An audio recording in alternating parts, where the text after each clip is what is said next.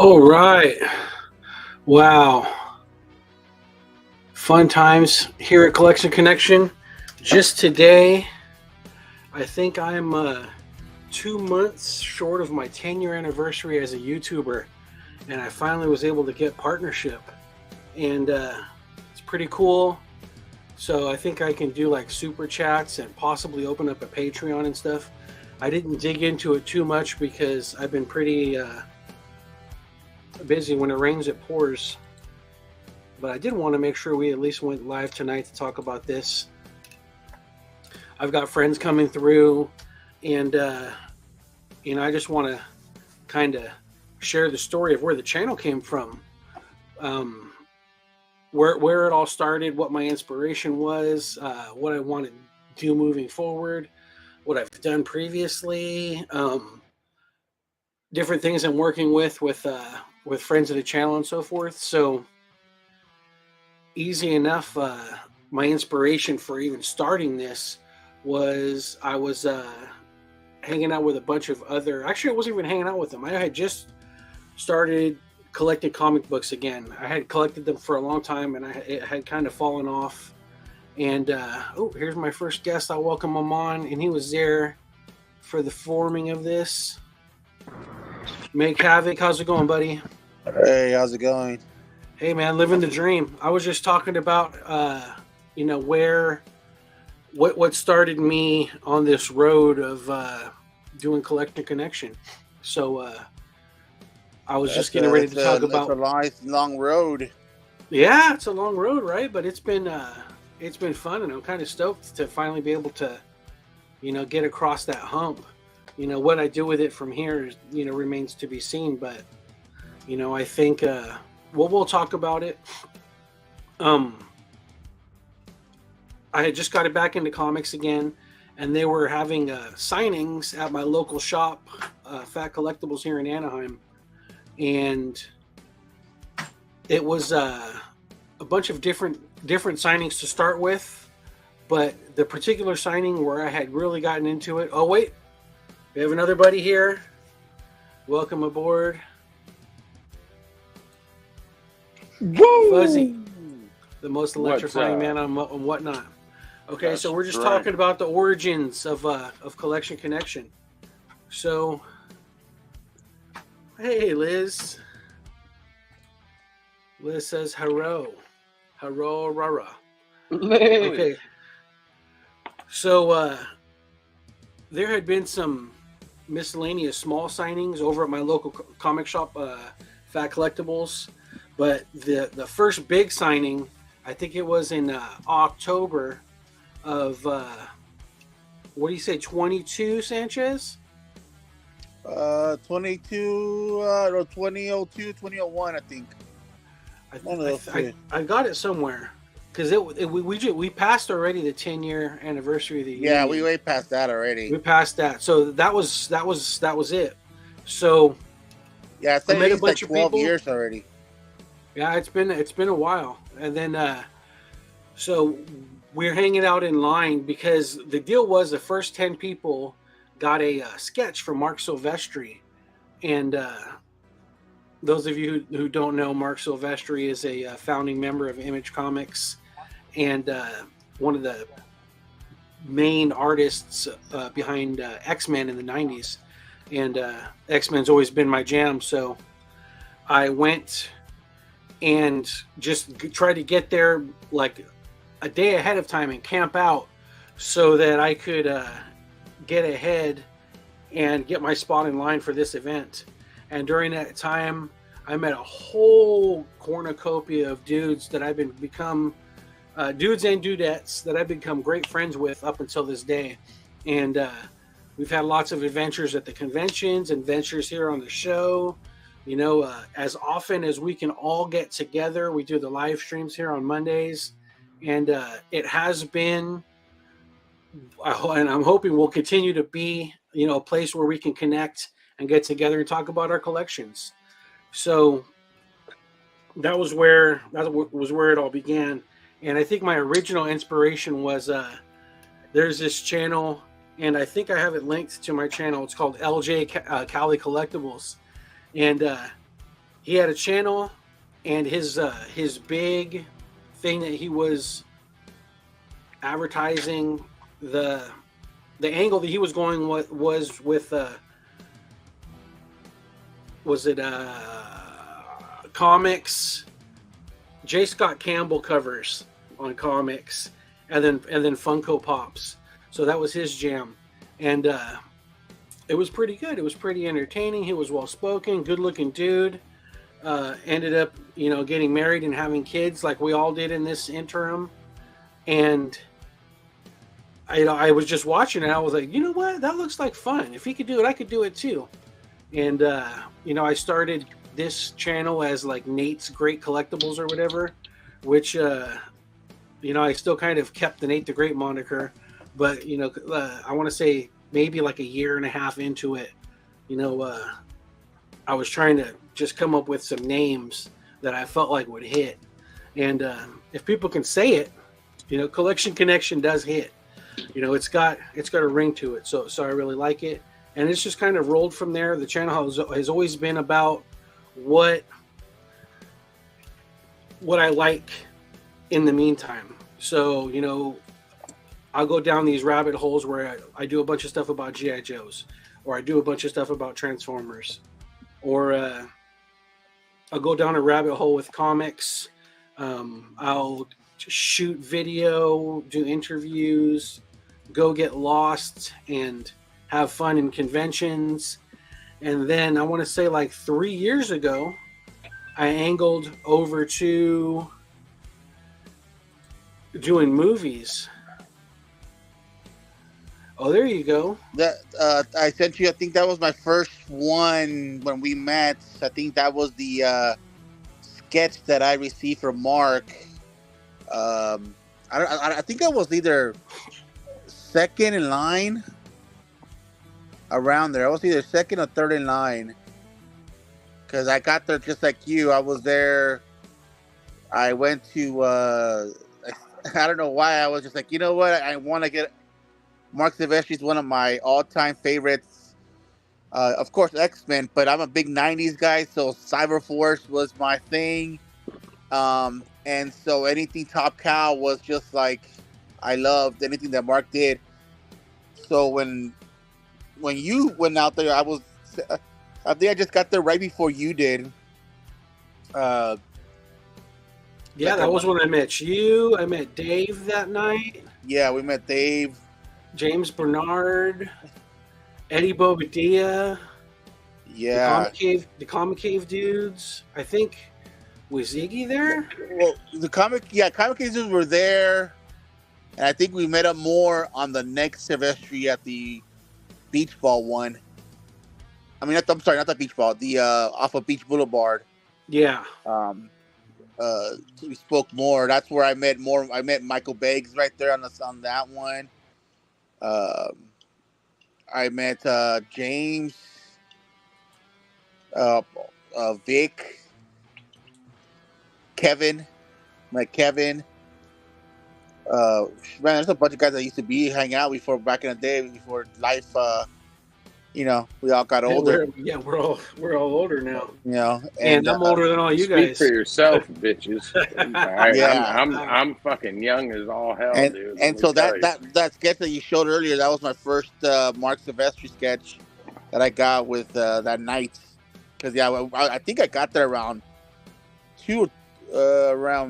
maybe 2 a.m, or even earlier.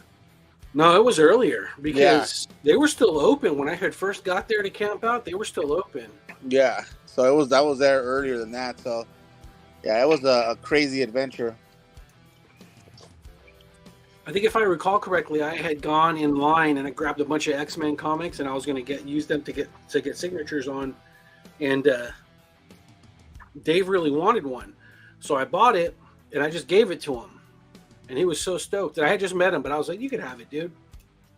And he held a spot in line for me, so I didn't have to camp out overnight. That was dope. And then I went and got McMuffins for everybody in the morning, and it cost like $60 to give a bunch of strangers McDonald's in the morning. So I think Jonathan was there too. Beltran. I think we met Beltran, and we met Jeff. Jeff Altman was there. And then Fuzzy. When did Fuzzy come into the mix? Fuzzy was a little bit down the road. Not much. I was there when that happened, but I was in the back of the line because I wasn't. Yeah, he was away in the back. Yeah, I wasn't camping out with the loners and losers. But then I went to I had to take a piss, and they didn't have a pisser in there, so you had to go to the restaurant. And I went under there. I went in there, and that's where I met Havoc. He reached his foot underneath mine and tapped it and shit. And I was like, what's this guy doing, dude? And then all of a sudden I saw that beard. I said, you don't want some of that ass. Yeah. No, I do remember that restaurant. That's like you recall. Spires. Yeah, Spires, dude. But no, remember there was also the Mexican restaurant on the same shopping center.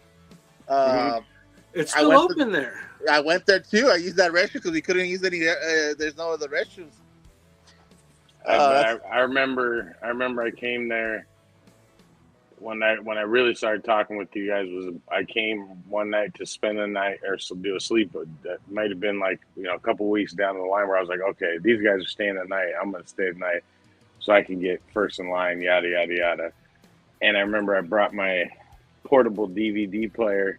And I had Django, and it was like Django had just came out in the theater, and I had my movie screener with me, and I popped it in, and we sat and watched it, and everyone was like I think we all started discussing, because at the time everyone was saying the N-word was used too much, and we were like, no, man, dude, we started getting into discussing about the movie and stuff, and ever since then, been hanging out with you guys. Yeah, it's been cool. I remember there's a lot of us. I remember I didn't become Nate till Nick until like 6 years ago. Before that, I was just pimping. I know who you are. You're pimping. No, if I call you by your full name, it usually means either I don't like you, or So if I give you a nickname, that means I love you. That's what I always. Oh, say. Here we go. Easy. It's easier for me to remember. This is somebody there. This is all right. So this one needs a setup, okay? Because right when Collection Connection starts,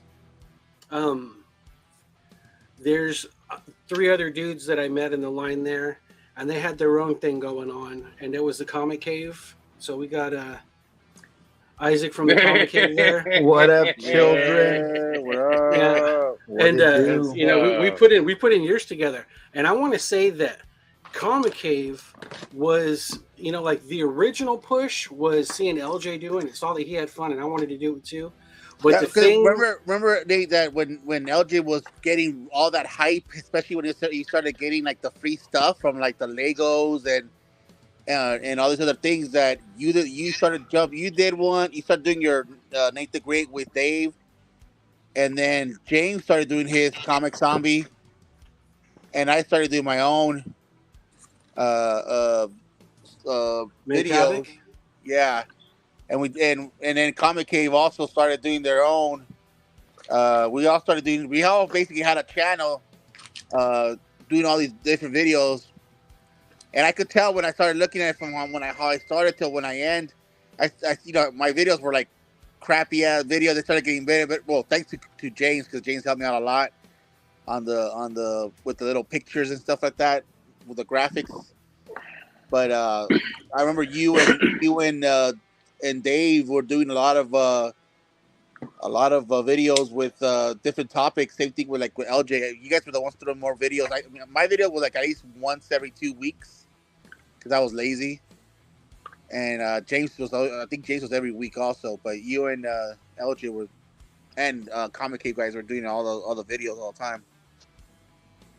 Yeah, I think I've made, I want to say, probably stuff I have hidden and whatnot, and then other things that I produced for the channel. I think I've done like fucking 1,300 videos, which is pretty fucking prolific. I fucking honestly,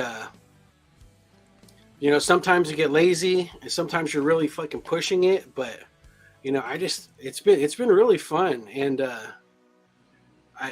it's a trip. It's a trip. What angle it was to get us across the finish line was, because we started doing the movies, and I think we had a lot of fun with the movies when it was certain movies. But when we were reviewing movies that there's so many of us doing it, right? When you're doing a movie review of a movie that you like, it's great. But when you're doing a movie that you don't like, that shit was rough. And then week after week after week, they're not hitting, and then we're fighting each other, and there's a little bit of rivalries that come through it. It could be rough. But ultimately, man, I had a blast. And the crazy thing is that probably the movies that I would say are the worst movies are the ones I learned the most from and probably had the most fun doing the reviews on. Especially from the Comic Cave Legos movies, man. That shit got me an introduction into some just fucking weird shit.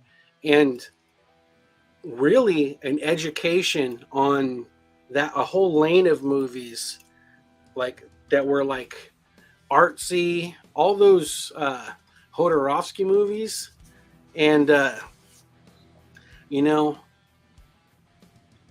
I was talking shit, hence the name of the show. I was talking shit as they were happening, but the ones that I probably learned the most from and have the most reverence for now are the ones that Lego brought up. So, if you see him before I do, give him a big hug and caress his ponytail for me, Isaac.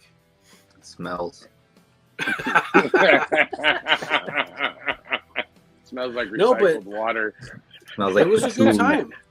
I think all of us had a good time with this. I looked at my last. I went to look at my YouTube channel right now, real quick. The last video I did was 7 years ago, and the first video was 11 years. So it has to be more than 11 years, like 12 or 13 when we all started hanging out. Because Isaac didn't have Grayson yet, and Gwen was a baby, huh? When I met you. Yeah, she was same age as Miles. Yeah, Miles is in diapers, or Gwen Yeah, was Miles in was a diapers. baby too. Yeah, a kid.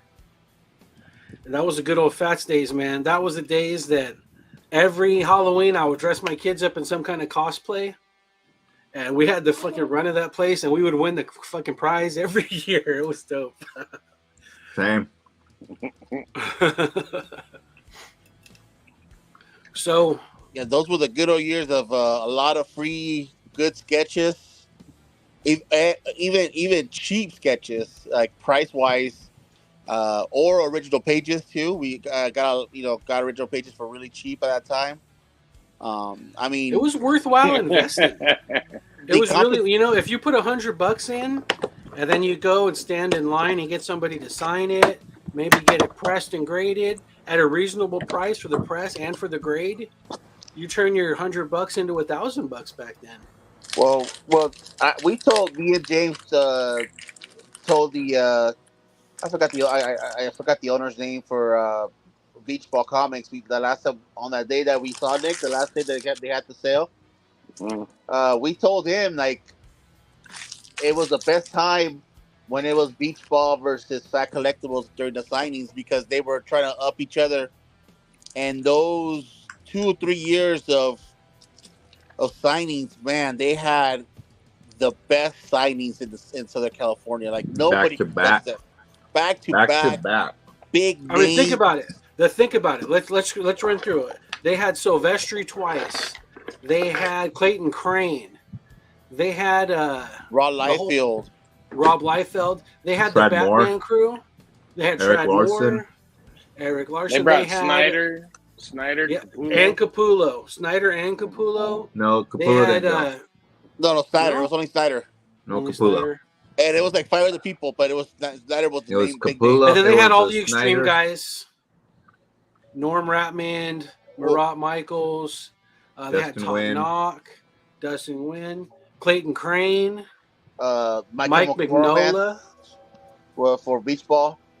Beach Ball had those freaking great signings. He had Rick Remender, Wes Craig, Craig, Nick Dragotta. what's the husband and wife from the wife that has red hair. Matt Fraction. Yes. And Kelly Sue DeConnick. Kelly Sue. Oh, They had fucking Gerard Way from Gerard Way was there. Romance and fucking Becky Cloonan. They had the guy from they had Tom Morello from fucking Tom Morello. Rage Against the Machine. How was he not able to turn that into more business? I know Fats was making money hand over fist, but then because Fats was the kind of business that was drawing people into that center, and it was drumming up business within the center, the landlord doubled the rent on him. And he could have stayed there and kept it going, but he ended up closing and going to La Habra because the rent deal was more solid. But the beach ball, he had all those guys going in there. Honestly, I didn't do a single signing at beach ball. I went there to pick up a Batman blank, I think for Capullo or for Remender, whichever one that did go to Fats. And I went to beach ball for a Batman blank, and I was like, I looked around out here. I don't see any Batman blanks. Do you guys have any? And then it's like he didn't hear what I said. Oh, you're looking for a Batman blank? Yeah. Do you see any? Well, no, I don't. That's why I'm asking. Well, if you don't see it, we ain't got it. And it was such a dick way. It was such a dick way, and I was just like, motherfucker, I don't think you understand how much fucking money I spend, and how knuckleheaded I am when I make my mind up to not fucking do something. I will never, ever fucking do that thing. So I just never went back there again. The knuckleheaded thing missed out a bunch of awesome fucking signings. Whatever, man. Jeff Johns was there. Bernard Chang. Ethan Van Sciver. What's it called? Clayman? Remember Clayman was there? I got an awesome sketch by him. I would say the difference is that he was able to bring all those people in there, but where's this business now? But I mean, they both went out of business. Like they didn't. Fats is still there. No, I mean, Fats is owned by whoever is owned. Yeah, Fats not owned by the name. guy. The name is still there. But the name is still there. Now it's more Power Rangers and comics for sure. Yeah. No. And you got to pay. You got to pay to get into the fucking thing before you, even if you don't want a signing or whatever. That's what they did with Rob. They were like, my cousin wanted his New Mutant stuff, so I went in. I went for him. Was that as much Fats as it is the Times? No, it was Fats, dude. Like I've never gone to a store and when you walk in, they go, you have to pay $5 to get in line. I don't have any affiliation with them or anything. I mean, we had once upon a time we had a relationship with them when the Common Cave and I were working together, and that ended up fizzling out. But no, it was them. It was them. I don't have any ill will. I laughed at the guy. I was like, "Are you kidding me?" He goes, "No." He goes, and then you get a raffle ticket to maybe win this sign that we made that he's gonna sign. And I was like, "Fuck, am I carrying?" So I called my cousin. I was like, "You owe me fucking $10, dude. The guy made me pay $5 to get in, and I'm charging you another $5 to fucking get the stupid thing signed for you." So did you win the poster? Hell no. What did you win? Not a goddamn thing. I won a fucking gray hair right here on my beard. You won the hat. Shit. You won the hat because back in the day when this was all happening and starting, I had the same hat on. But there can only be one hat like that in the crew, and since I have the hair, I relinquished the hat to you. Hey, I'm growing it back though, so a little bit. I'm gonna do the comb over, I think, or something like that. The Homer. Exactly. Speaking of which, I'm gonna take a really quick sidetrack on this. There's a YouTube channel I've gone down the rabbit hole with called Mr. Ballin. Oh, it's the greatest fucking channel in the world. I watch it every night before I go to bed. Okay, so is that not a cornucopia for fucking stories and movies? Dude, that's why I watch it. Like, remember that story I told you guys about? It was like a couple months ago about a dad that the daughter kept getting phone calls and he ended up just sitting there when we were talking about scary stories. That's where I got it from. Was Mr. Ballin. He has a great podcast too. That fucking just all he does is tell fucked up stories. Where you're like the one I just listened to. Did you listen to the newest one about the Asian girl and her work of art? Possibly. It's just because I'm new into the rabbit hole. It's just playing all the time when I'm working at the house, because I've been working like 9-hour days at the restaurant, and then going and working until I drop, painting and doing work at the house. So while I'm at the house painting, I got Mr. Ballin playing while I'm sanding and doing other stuff, and the house is coming along pretty well. Once we get moved in there, we're gonna have a coming home party, and you guys will all be invited. I'm gonna have a pool table set up in the garage. We'll have a big screen in the garage, probably a bar or something, and huge yard, barbecue, parking. Like this barbecue that they've been talking about trying to have for so long, it's gonna happen there, and I'll have plenty of places for people to get fucked up and flop too, if it happens. That's Havoc's area. Well, all he needs is a wall to lean against. Used to be my area. I don't drink gas much anymore. Dude, you for this weekend or this week or last week when I was in Arizona, you would have fucking died laughing at me, dude. I went to this little hole in the wall bar and grill by my little motel, and I started talking with my friend Becky and everybody, and drinks are cheap, so I bought a round of shots, and then someone else bought me a round of shots, and then someone else bought me a round of shots, and everyone was making fun of me because I was drinking Bud Light, and so they started giving me different types of beers. Huh? and all of a sudden I go, oh, I'm good. I gotta smoke a joint. And I go outside, we smoke a joint. I'm like, fuck. Did you have your joint in one of those little fairy holders? No, I had it in my ear the whole time, dude. And one of those little sticks, like from the Cosmo? No. And so I get back to the room, and I stopped at Whataburger and got like six large fries. I was all excited. And I got back to my room. I ate like 3 of them, dude, and fucking yacked, dude. Just like fucking, like, it was, I haven't thrown up like that since I was 18 years old. Like, just, I thought I was going to die. That's what happened when you eat Whataburger. No, that was whatever. I can't, my body can't hang with the liquor no more. And so I wake up the next morning and there's French fries everywhere, all over my room, dude. Like, I don't know if I woke up and then started throwing them all in the air and shit like that, but it looked like confetti of fucking French fries all over the floor and shit. It's like, oh man, dude. So fun. You guys would have been that proud. Could be another one of the Fuzzy's True Comic-Con stories.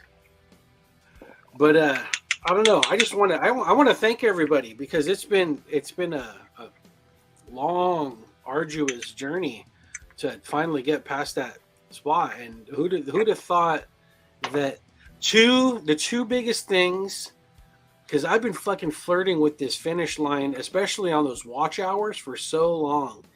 And the biggest things that got us across the watch hour line was Bollywood movies and Rain. I have 2 videos. One that's called Even Superheroes Sleep or something, and it's just a black screen with rain falling, and it starts with the thumbnail of Batman in Gotham City, and it says even superheroes sleep, and it's got ridiculous amount of time watched on it, because people watch it when they go to sleep and you hear rain falling, so shh, it's like soothing. And the other one is 40 megahertz sound that people use when they study. It's supposed to stimulate your brain or whatever. And that one's got a gif of Professor X on the thing going like this. So those 2 videos in Indian movies finally pushed us over the top. Being prolific, having great editing, paying for StreamYard and sound effects, visual effects, fire, lightning, all that stuff. Didn't move the bar like Indian movies and some raindrops. So, you know, it's Hey, been good. I've been seeing you guys cross 400 on Comic Cave this week, right? Yeah. Yeah, it's dope.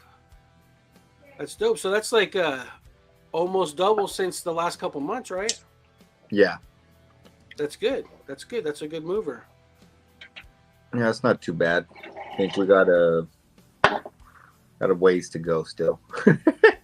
Well, I mean, here's the thing, though, right? You know, like I want to say you guys have always had an honest to goodness motivation for doing it. You know, you just want to do it to have fun. You know, so anything else, you know, it's good. You set these goals for yourself. I set this goal for myself, but just like you said back in the day, the second it stops, you know, it stops being fun, you don't want to do it anymore. Yeah. But when you do cross those boundaries, I mean, it does give you some energy and whatnot to be able to do it. But you know, I think it's enabled. I don't see any super chats coming through. You know, I haven't got any checks yet. Just because I can get paid doesn't mean anybody wants to pay me yet. So we'll see what happens. You know, just gotta put the work into it, right? I mean, with the amount of time I'm spending at my job and painting and doing all kinds of, you know, the construction stuff at the house, it's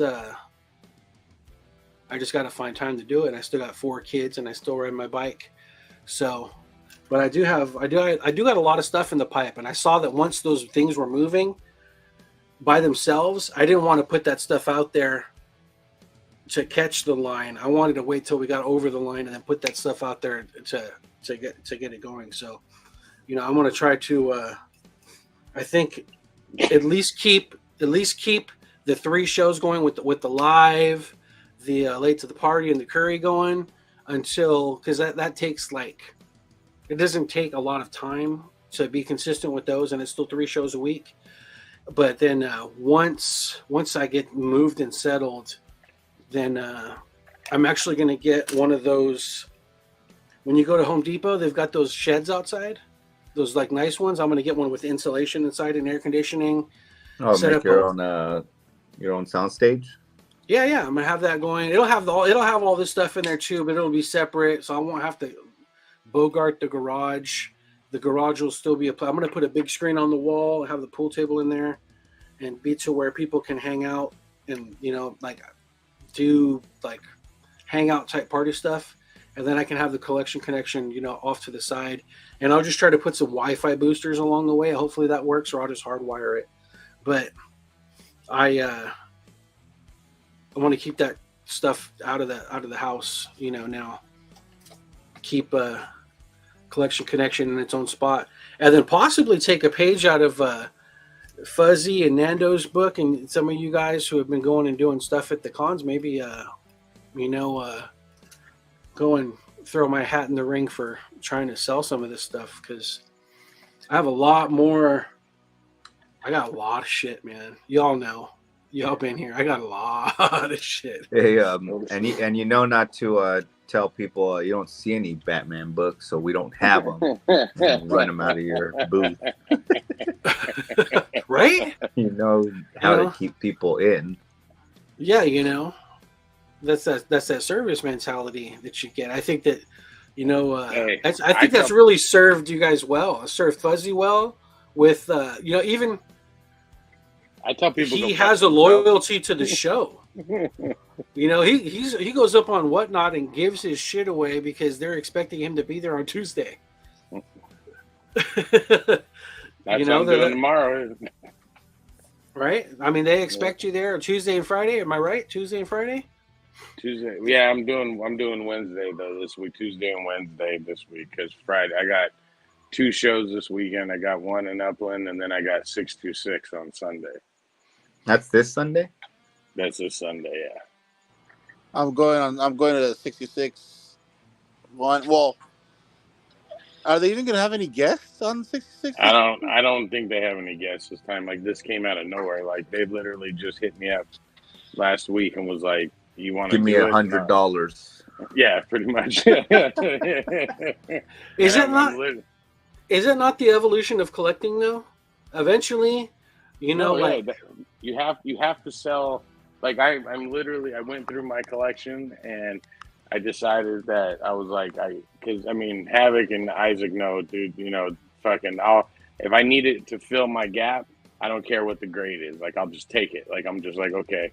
And I went through like my Fantastic Four run, which is almost complete. You know what I mean? And everything was hammered. Like everything was, you know, real low key book and stuff. And so I was like, oh fuck, dude. I was like, I'm gonna start over. I'm gonna make it fun. So I grabbed them all and sold them for dirt cheap and shit on Whatnot, just to get a little bit of extra money. And then look what happened when I was in Arizona. Uh-oh. Remember, this is keep it. I got stuff to lose now. Don't be showing weird things on here. Oh man, he showed his penis. Penis. Fuzzy's man thing. My man thing. It truly is fuzzy. All I A see spider's is the nub. nest. So I found a bunch of Fantastic Four that I'm cleaning and pressing as we speak. Nice. Oh, cool. Yeah, so if I, you know, I mean, like the key is to always, you know, find the thing that you like to collect, and like you love Joe's and stuff, dude. So I mean, you know, you don't if it's something you need, you'll get it. You know, you're like, all right, and then if I need to get a better one later, I'll get it. But I kept forgetting to get a better one. So my favorite thing I got was this one. This thing is clean as shit, dude. You know how it is. You get into some like subgroup, or you get off into something like, oh, I like Batman, so fucking next thing you know, you're getting all this Azrael shit. And then a year goes by, and you're like, what the fuck do I got all this Azrael shit for? You know, Exactly. so you got, you know, Because Azrael's fucking awesome. He loves Azrael. Azrael's fucking awesome, bro. See, and Nate, you should have came to me. I would have gave you a Batman blank. You know, at that time, dude, I financed my entire hobby. And Sanchez knows, I used to pick up blanks from all over the place, and I would out in front of the signings, I would slang blanks. I would get them for like $5 and sell them for like $20 to people out in front of the signings, and I would make a good amount of money, probably for like a year. And then, fucking like anything, people catch on to it, and then they start having their own blanks, and then you have to go into another thing. But the biggest, I want to say probably what afforded me 85% of my collection was slinging G.I. Joes. Yeah, man. I was able to get a really good markup for those. Well, that's the key is, you know, finding anything you like and trying to get paid for it. So the problem is though is the curse of once it becomes a job, is it going to be fun anymore? That's the problem I get in.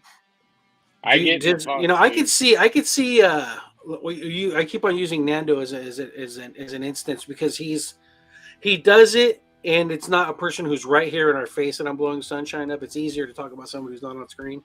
So this all goes for you as well, but I'm not trying to kiss your ass on screen. But it seems to me like he gets genuinely happy when he can provide something for somebody. You know? And I think he's got a good inlet where he's getting his stuff.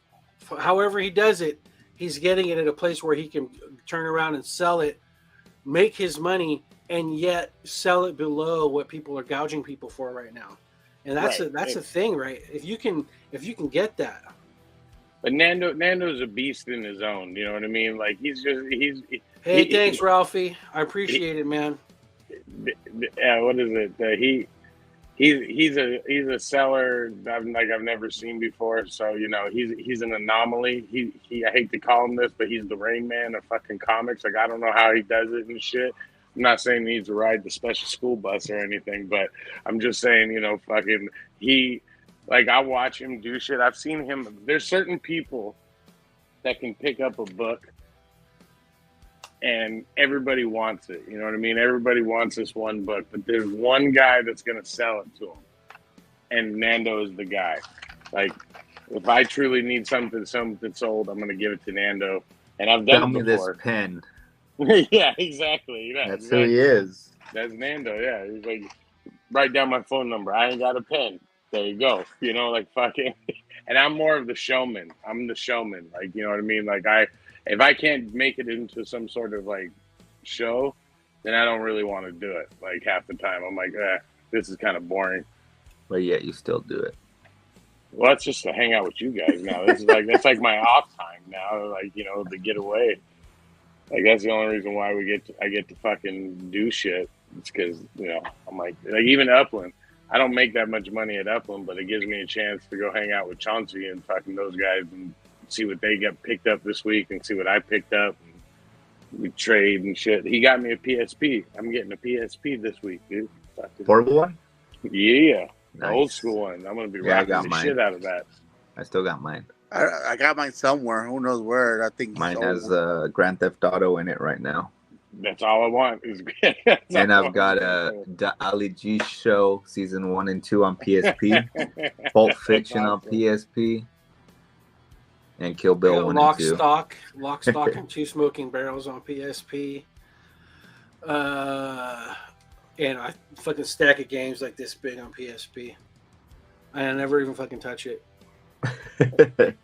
Well, that was why, like, I had something he wanted, and they had just gotten it, and, like, it equaled out the same, and I was like, oh, fuck, I don't have to pay for it. Like, why not, dude? Like, I'll take a PSP here. Just take this thing and bring me the PSP, so.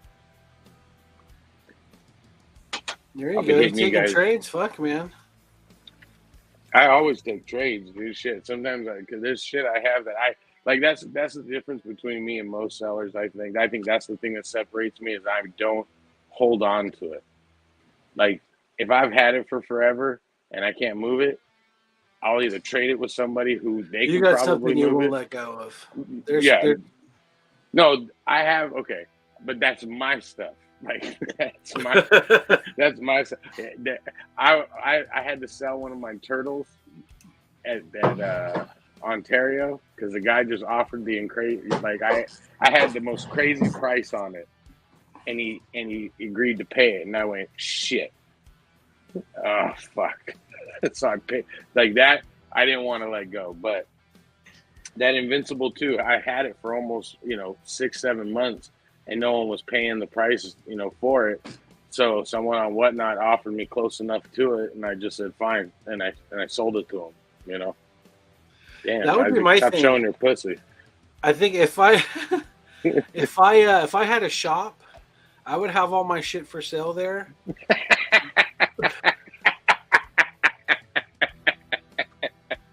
It's furry too. That's more fuzzy than me. If I had a shop, and I would have all my shit for sale there, but if it was like the high end stuff, I would sell it for the price to where if I sold it, let's say it's worth $1,000, I have it up there for 12. And then I would just go and buy it again immediately, so I can fucking have it still. The only thing that would fuck that up is those ones. Like I got your Juggernaut back then too. I got a Juggernaut back. Like I have a Juggernaut, but I was just gonna say, like when I saw that fucking Juggernaut, man, I'm like, I'm damaged. I'm fucking damaged for selling it, man. And those are not fucking getting any cheaper. Like that, like literally when I turn on the show, that's like one of the big things everyone asks for. Yeah, X-Men. I think Juggernaut again. I think it was this week or last week. It was on the top 10 fucking list. Jeez. And and for no reason, because there's no X-Men anything going on right now. So. It's just that book is always hot. No, I think the Lego thing. Like if you go to Target right now, you can get X-Men 97 stuff all over the place now. Like you can get the action figures. They got the Legos. I'm talking about Juggernaut itself. Like there's no.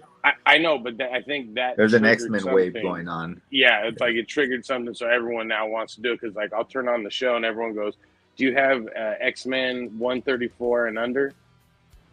Like literally, there's always someone just commenting. Do you have? And I'm like, nah, man, I ain't got. Like this is what I got. Right now on Comic Tom's list, it's been the first appearance of Dazzler, which is a hot book right now. Juggernaut, Wolverine #1, and which is the other one that he was talking about, and a bunch of Deadpool comic books. But those are the main ones that are right now sticking. Wolverine #1, the miniseries has been up there in that list for a long time. At Long Beach, that's what everyone was going for, was those Wolverine Limited. Like, that's every. You can get those in great shape still too. I'm literally pressing 2 of them right now for somebody because they wanted to get theirs pressed, and one of them fucking no, but the other one's pretty nice. No, this is some guy that goes to Upland to buy books for me all the time. He was at Long Beach, and he dropped them off. Oh yeah, so tell us about Long Beach. Do you guys really want to know? Yeah. Actually, I mean, that was the first con I ever went to was Long Beach, so I got some fond memories of there. Oh well, keep not those so memories, fond anymore. Dude. Yeah, Jesus Christ, dude, it's half of what it used to be, right? It was small then. No, it got big though, dude. Like, I remember going. Yeah, it was like the whole. Yeah, Long Beach got big after when it was on like the heights of the heyday. Yeah, it got big. So these guys talked me into it, right? So it's I didn't talk you into it. Not you guys. I'm talking about Tom and all those guys. So yeah, it's gonna be a good show. You sound really exactly like go. We told you it was gonna suck. Look, I knew it was, but then they offered me. Greg's gonna come out. It's gonna be a good show. You gotta go. Yeah, Greg's gonna be there. He wants you there. I was like, all right, dude. I was like, well, what's the buy-in? And I guess it was like $750 for a table, but they were only gonna charge me $200. And I was like, all right. I was like, fuck it, dude. Like, I can make $200. Like, I know I can. And so we went, and Friday was set up. And I drove. It was so empty, dude. I drove into the con to unload. Like, they didn't even give me they just let me drive into the con, fucking drop my shit off, and then drive out of drove your car into the con floor. Yeah, that's how you were forklifting your own shit. I was like, fuck. So I dump it all off. I go park, set up, and then there was a really cool cat next to me who had a little booth. He was pretty cool, and so we set up, and then next day, Greg calls us because of the storm. The flight got canceled, so he didn't show up. So I was like, this motherfucker, dude. Like, oh, my God. So we fixed the booth as soon as we get in there, which worked out, you know what I mean, real nice. And so first day, I want to say, when you go to Frank & Sons in the morning, when you go there and there's that line, that was the whole day con, like at best. But the part that killed me, dude, all right? So I get out of the car. Tom goes, we'll carpool. You know what I mean? And that way it's cheaper from parking. I was like, all right, whatever. So me and him drove together. We get up there, and we get out the car, and I see all these cars. Because I'm like, you guys, I'm like, this is going to suck. There's going to be no one here. But I pull up, and there's fucking people everywhere. And I was like, holy shit. Like, maybe so was a different convention going on in the same place? Right next door, a fitness convention, dude. So I get out of my car, and I see this one cat, dude, and he's doing the fucking side pose like this, like, you know what I'm saying, like squeezing every muscle popping out. And I was like, damn, these fucking cosplayers are fucking legit, dude. Like, damn. I'm like, so we go, and like Nick was so excited. I'm gonna sell so much today. Mm-hmm. I was in a good mood. I was like, oh shit, I ate a gummy. I was like, fuck yeah, this is gonna be great. You know what I mean? We're going in. I see a line, and I go, oh, this is gonna be fucking awesome, dude. Like, shit, they were right. Like, I need to shut my mouth. Like, they're right. And then I noticed that they're all, like, half these people are wearing the same T-shirt. And I'm like, the fuck is this, dude? Like, so I look at the shirt, and it says something like LA, something kind of fitness, stay healthy, and I was all, oh, what the fuck? Like, do they have like a health bar in there or something? And so we go in, and then the guy next to me goes, no, there's a fucking con next door for exercise equipment and all kinds of shit. And I was like, oh man, dude, I was like, I didn't see anyone in costume or anything. I thought these guys are all the fucking thing. So the doors open up, and the mad rush of people was maybe 30. It's like 30 people came running in. You know what I mean? Like A classroom? Yeah, classroom? exactly. And you know, you picture like a stampede. It sounded like fucking like little pins, teen, teen, teen, teen, just little footprints coming. And I'm like, this motherfucker, dude. And so finally, but I'll tell you this: before I say anything else shitty about this con, I'm going to tell you this: I made more money here than I did in Las Vegas. So I'm just going to throw that out there. So Hey, that's not saying much, bro. That's not saying much, bro. I'm just saying. Hey. Like, that's still the fucking. You made bar. back your booth money, right? A little bit more than that. Dude. But Did you make your parking money as well on top of that? Yes. And I didn't make my food money, but I made my parking money. My $18 California pizza kitchen out that they fucking throw in this little oven thing that's pre-made. It was whatever. So gross nowadays. So I get excited because I'm looking at the guest list, right? And how many of you guys remember Honey, I Shrunk the Kids? Oh yeah, for sure. Rick Moranis. The daughter was there signing autographs. Now, when Fuzzy was a young man, he thought she was a very, very pretty girl. And French kiss. Yeah. So I go, walk by her booth, and I turned and looked. I went, oh no, life is not good to you, young lady. Oh no. And then Saturday when I'm there, Liz's sister, she had a booth there too. And she sees me with the baby, and she's coming towards me, and I'm high as shit. And I'm just fucking had my headphones in. I was just walking outside. He's all looking at the wiring and the steel. She's like Fuzzy, and I turned around and looked, and in my head I went, "Oh shit!" I went, hey, and she goes, "Do you remember me?" And I was like, "No, sorry." She's like, and she tells me, she's like, "Oh shit, my bad, dude. Okay, cool. We're cool. Then I can talk with you." I was worried for a minute there because I was out of it. I was like, "Oh shit, someone's gonna ask me a weird question. I'm not gonna know what to say." But then Sunday was even worse. And the guy, I think the guy doing the con realized how bad it was. He goes, "All right, guys, we're gonna open the door and we're gonna let the herd of people in." And then you hear someone like way in the corner go, "What herd?" And then the one so out of the whole con, there was 6 booths selling comics. Everything else was something else, like a toy or whatever. Yeah, exactly. Like nothing comics. So one guy came to my booth because we were at the end. We were in the back at the end where they always put you in the back. I know they don't want me in the front. They don't need all this out there. And I go, and I'm laughing because the guy walks in. He goes, "This ain't a fucking Comic-Con. You're the 4th booth that I've seen that has comic books in it, for Christ's sake. This is no Comic-Con. I want my money back." I'm like, "Hey." What was going on in there besides comics? Toys, pops. Whole lot of pops, huh? Yeah, and a lot of crafts. Things that people made. Yeah, like people made that are comic related. Yes. And then the girl that was directly across from us, though, was the girl that voiced Boo in Monsters, Inc., the Pixar movie. Like, we had all the D celebrities in front of us and shit, like right there. And I was laughing. I was like, that's why they put me and Greg back. And I was laughing because they were getting fucking signatures. Like, there was a girl there that was on one episode of Star Trek, some random Star Trek, and she was charging $40 a signature. And I counted probably 15 people went up to her and got a signature.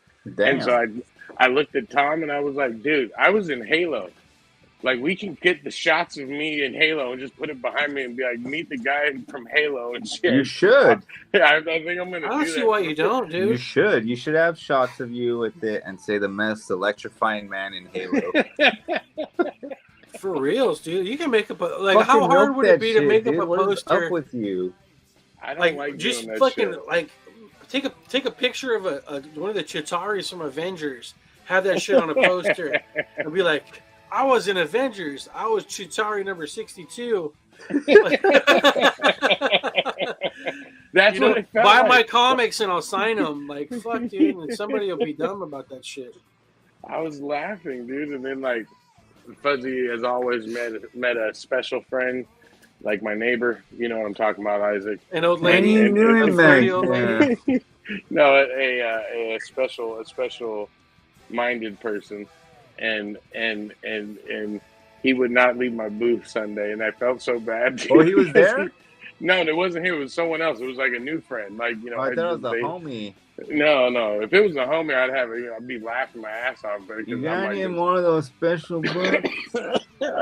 If you're When I was sped, at- your Fuzzy's your friend, man. I'm everyone's friend, dude. You got to do something bad to make me not your friend. I mean, Oh, I'm you good. guys can hang out here. It's cool. That's why I'm still friends with Havoc. I mean, you know, I love the guy, you know, no matter what. Even though he doesn't tap me in the bathroom anymore, but whatever. The devil's in my house. You're used to the views dirty, so it's I like you stuff. Huh? Yo, Fuzzy, you gotta watch the Indian show, bro. I know. I'm gonna. Dude, there's layers. There's layers, man. This is gonna probably be top 3. I'm gonna watch it, but I don't like watching it until we're about to talk about it, because otherwise I'll forget about shit. Because I watch so much shit in between that time, I jumble shit together. I'm like Mr. Ballin, all these weird fucking stories. So I'm always like, all right, I gotta watch it right before, and then I can tell you guys about it. Hey, I might go hang out with you for a bit on 66. Get to hang out. You're Just always 'cause, welcome.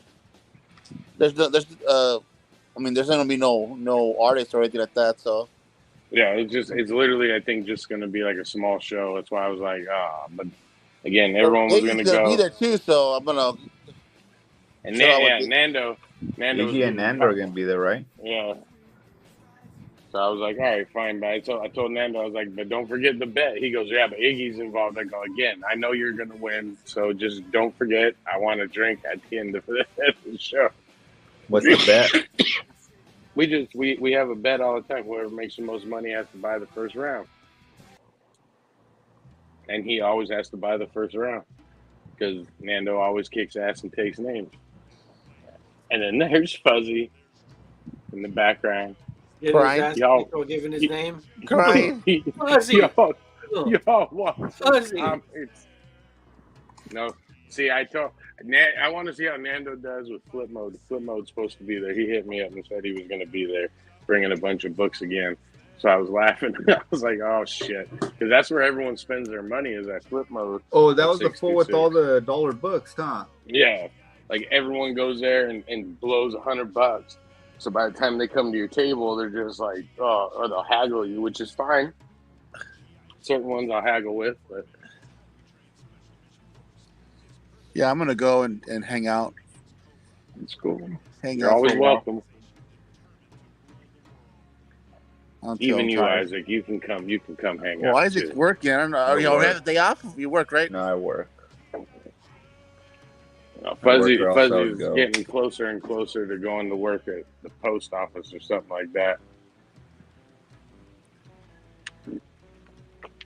Still doing books, but Post office? You're gonna get a real job? yep. And look, I'm really thinking about it. I'm getting too old for this waiting around shit. You And just my gotta kid go is out there getting. and put your mug on the screen again. I know. Well, that's what I'm gonna There's try a strike. to. Yeah, but You can't go anywhere right now. He's on a strike. He's a scab No. anyway. I can.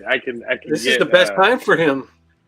I've been offered a couple like low budget commercials and shit. He And could I've be a been- backup dancer for Vikram. I could be in any of those Indian movies. They'd be like, look at that guy. You just have to have a deep ass voice. I'm waiting until next. It's either this weekend or next weekend. The guys who made Black Dynamite, their new movie's coming out in the movies, dude. Old Joe Black or some shit. I cannot wait. That's the Western, right? Yep. Dude, we got to get with the Scots, bro, and go see an Indian movie at the theater. I don't. If it ain't subtitled, I ain't sitting through it, man. Because I sometimes don't know You what mean they're dubbed? Dub, subtitle. I don't care. Just something. Well, yeah, 'Cause the yeah, last time someone- it has to be. They're not gonna. We're not just gonna go sit there and try to guess what they're saying. I still remember going to see fucking Crouching Tiger, Hidden Dragon. Before anyone knew what it was, I went and saw it at this like little fucking art house, and it was not dubbed. It wasn't fucking in English. I was like, "What the fuck, dude?" Like that. But that one I understood. I was like, "Oh, okay, I get it. It's this person and that person, and you know." I want to see Strays. I still got to see that, but it came out on. That's the Demand, dog so- one, right? Yeah. I was gonna watch that this weekend too, but instead I watched TMNT. That was good, right? That was fucking really good. Yeah, it was shockingly good. Like and it was quick too. I was Like, expecting you're it to like, be oh, a shit show. Yeah, It was really well done. I'm and excited the for soundtrack's part 2. badass. The soundtrack is badass. I was in the fucking theater bobbing my head. Well, see, Liz is down to go see the Indian theater. They have them right here over by Honda Center. We got it. Oh shit! Well, just tell me when. What I just want to know when we're doing the damn Dungeons and Friday, Dragons because. Friday at 7.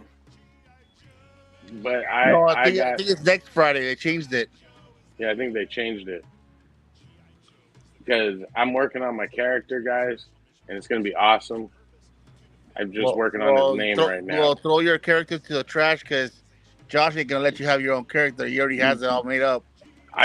Listen. I will. I'm an actor. Okay, I can improvise. I can add it all together. You know what I'm saying, dude? Like I can make his and mine work together, mesh. You know what I'm saying? Bought a thing of cigars docking. ready for it.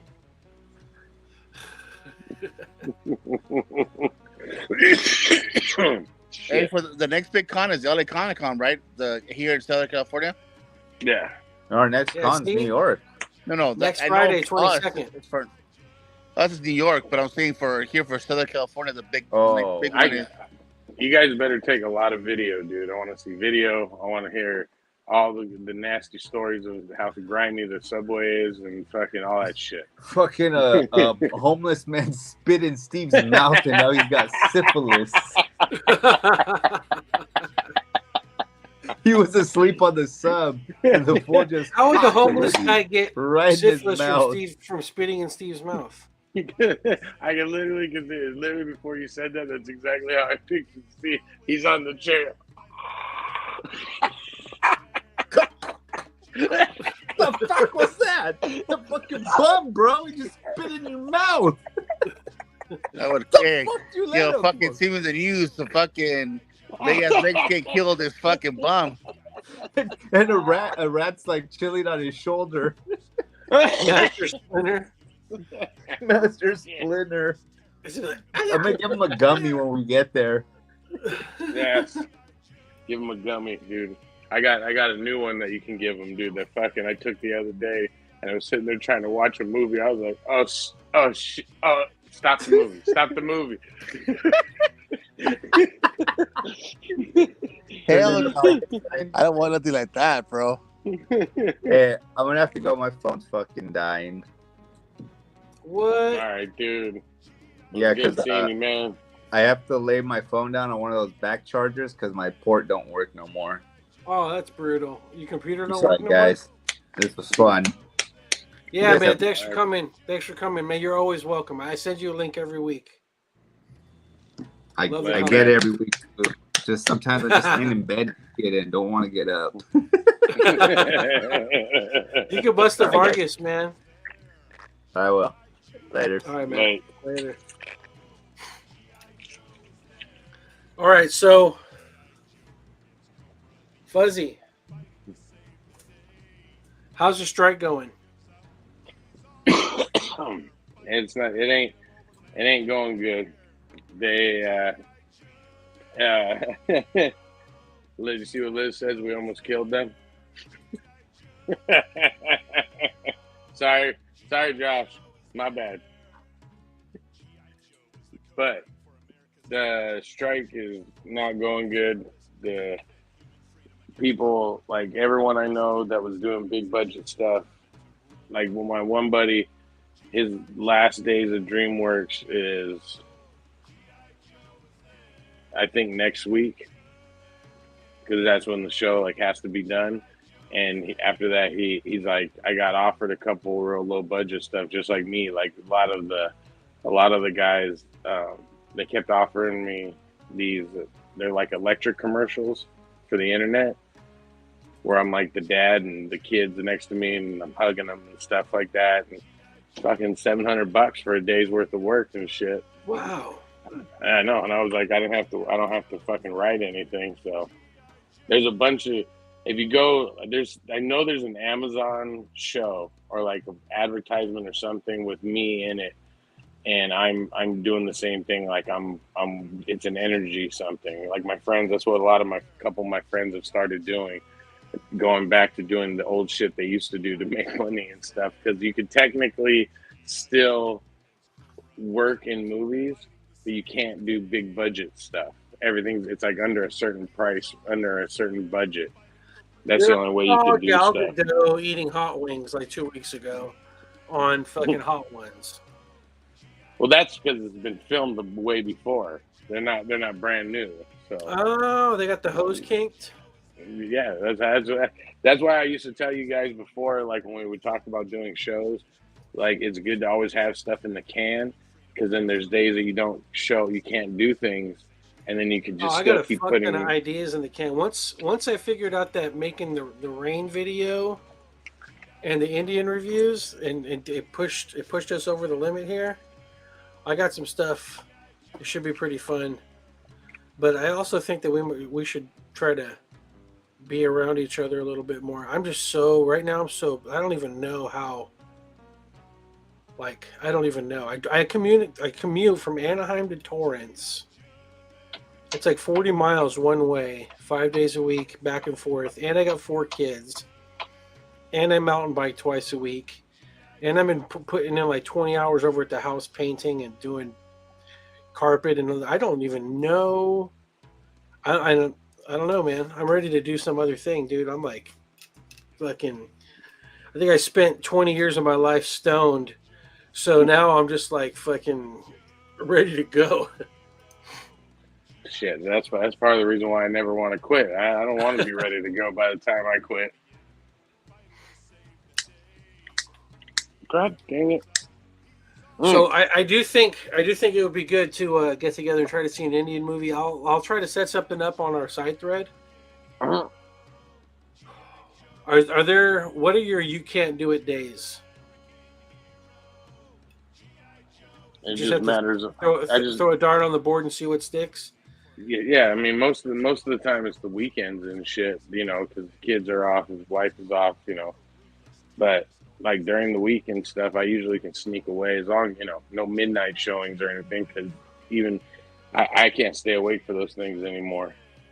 I mean, who's this? I mean, dude, if it's anything like the other ones, I don't even know how we're gonna sit all. Well, I guess if we can fuck with each other and pull my finger and whatnot in the theater, then it'll make the 3 hours go by faster. Oh no, you'll see me.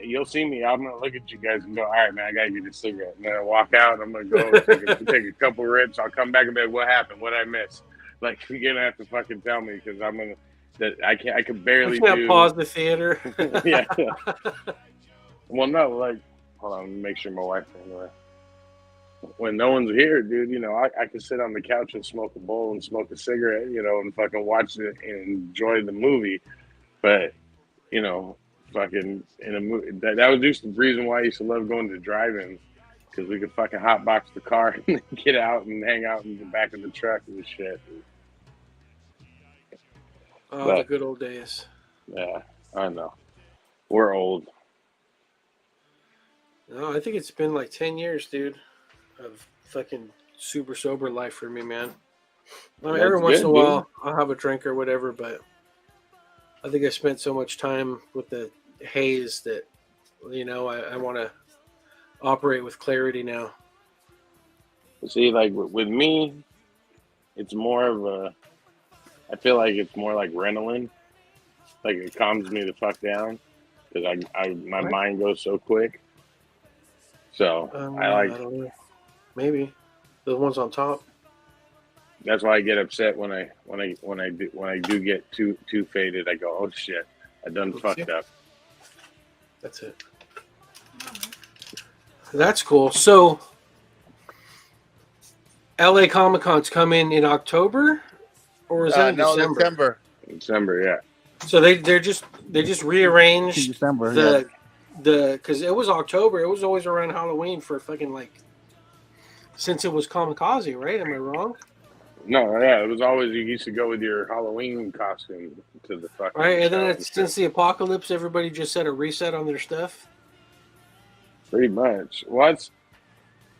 I've noticed the one thing I've noticed is that like Long Beach, I think would have been better if they had more guests and there wasn't a con right before it.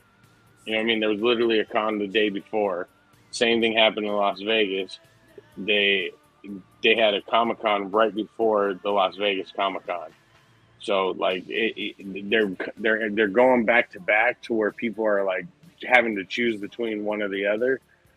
And this one's like in December when there's no fucking Comic-Cons. So but it's Christmas at the same time, so it's like how much extra money do people have to spend on things? Yeah, It's well, silly.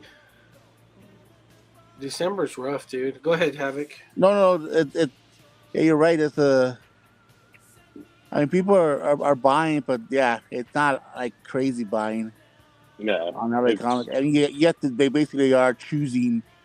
Okay, either I'm gonna get this thing right here or that thing, but I Do I can't get a get comic both. for me, or do I get toys for my Yeah, kids? basically right. that's what it is. Well, that's what Honky's going to be there, so I'll be hanging out with Honky Tonk Man for a little while, and then Greg keeps talking about coming down for one day, so I might do if they both come down together. I'm going to do a whatnot with both of them. I think last 2 years, LA Comic Con got me in on press badges, and then I think last year Ontario tried to flex on us. Oh, your channel's not big enough for us to let you in anymore.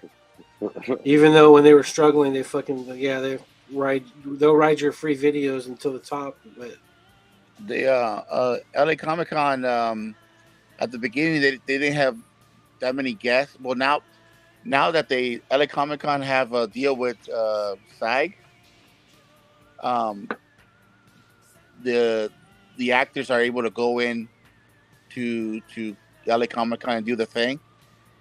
And so even though they're on strike, yeah, Well, because they made a deal with them. And you're allowed to talk. You just can't talk about. You can't promote your product. You know what I mean? Well, with them they could because the main guy that the main leader for your SAG is that what's the guy's name? Sean Austin from, and he's gonna be at LA Comic Con. Sean Austin, right. is that like the gay love child of Shawn Michaels and Steve Austin? No, man, the Goonies, Rudy. Yeah, it's Rudy. Oh, Samwise. Yeah, he's the leader or president or whatever it is for the union.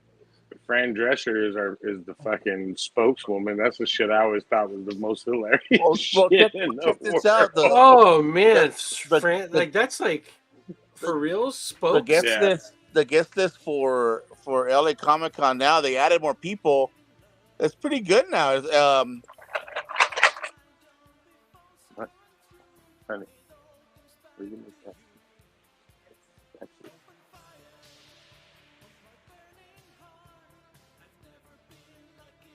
Uh-oh, did we freeze? Did I freeze? No. You're not frozen. I can see you're still wiggling.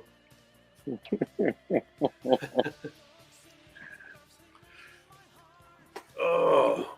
Well, it just goes. I mean, like Stephen Amell was at that Canada one. He was either in Canada or one of them, and he was signing autographs on Whatnot and stuff like that. But he wasn't allowed to talk about Heels, the new show he's doing. But he could, sign autographs and stuff like that. You can't with SAG. It's like you're not allowed to make a certain profit over a certain amount. You can get waivers to be in other stuff. Side hustle stuff. Yeah, exactly. Yeah, but this is hurting like the fucking roach coach guys worse than fucking everybody, dude. Everyone, dude, because we down to you can't the guy that plugs in the plug to start the show, you know what I mean, to put the lights in, he can't have a job until all this shit's done. It's a trickle effect that goes down, and it affects everyone. And you're seeing it like what you were saying is true. Like in a time like this, someone like me, it's perfect for me because I can have something written, and when the strike's over, if it's cheap enough and quick enough, they'll want to do it. So that's why I've been toying with some stuff for a little while, but it's nothing good enough, I think, to, it starts off small and it ends up becoming big. And then I go, no, I can't do that. I'm even trying to work something out with my kid and his little film group, fucking coming up with an idea to try to make something like a Goonie or something like that. But base it around a Comic-Con. Oh, you talked about that for a long time. Yeah, it's been there because every time I go into the shows, like when I'm at Comic-Con, that's what I'm doing. I'm walking around looking at everything going like, there's so much production value in this thing right now that because it's here, you know what I mean? Like everyone's here that's set up and stuff like that. So I know a lot of the dealers. So if I went up to them, was like, hey dude, sign this paper. I'm going to put you in the movie. You know what I mean? Like you may not have a big part in it. There's disclosures all over the outside, right when you're about to walk in there, that says if you go into this con, you can and will be filmed, and by entering the place, you're agreeing to be filmed. Right. Yeah. But I would still try to get, for the most part, like people like, hey, dude, I'm going to put like JP's in one of my early stuff. I put him in there because we shot at Frankenstein's, and I went up to him and I was like, hey, dude, you want to be in this thing? It's just we're just testing out this camera equipment. We'll put it on YouTube, so you can see it. Have you guys considered, you or Nando, have you guys talked about putting a booth in Frank's? It's too expensive, dude. Not worth it. It's too expensive, dude. That's what JP left. It's not worth it. I almost started thinking about doing that Ninja exchange. It's like $1,300 or something like that. Like it's not cheap, man. It's expensive. That's crazy. You gotta pay. You gotta pay either every week or every 2 weeks. You gotta pay. Yeah, and it's expensive, dude. And right now, people, if the con scene is anything what Frank's would be like, then I would be making no money. At all. Yeah, that's what JP left a long time ago. That Ninja exchange is. Well, did he ever set up at the Sam's Club location? Yeah. Yeah. He did. Yeah, me and Nick helped. We helped him set up. Yeah. He was there for a while. But that Ninja exchange would be better for him because it's right there by his house. Yeah. You know what I mean? That would be a better cheaper deal for him. Yeah. That's why Nando was talking about trying to do it too, but I was like, dude, that drive would kill me. For you, for Nando, it would be perfect. For you, it would be too far away. Yeah, exactly. Well, I always thought that if I got a store, that I would take a page out of D-Pins and have these booths, have these cases. Like, put it this way. You've seen my cases, right, Nick? Yeah. Have you been to my pad? No, but I've seen your cases though. Okay, so the cases, would you pay $100 a month? No, dude. To put your shit in my case at a shop? Arizona, me and Havoc, we went to that antique store. Remember, and they had the same thing. It was just like a glass thing, and each one was an individual seller. They have them in orange.